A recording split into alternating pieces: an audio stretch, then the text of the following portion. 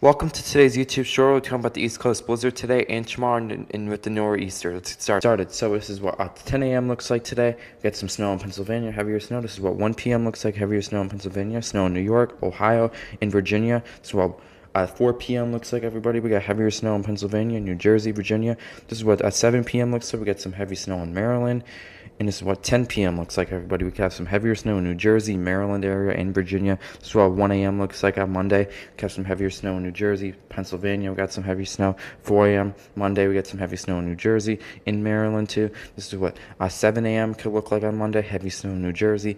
And this is what 10 a.m. could look like in New Jersey on Monday too. Heavier snow. This is what later in the day on Monday, middle of the day looks like heavier snow in the New England states. Then this is what later in the day Monday looks like too, heavier snow. Totals can be, you can have 25 inches up into New Jersey, 19 inches in New Jersey, 11 inches in some parts of the New England states, 14 inches and a foot in some spots, everyone. So I hope you enjoyed this /reel/video. See you guys in the next one.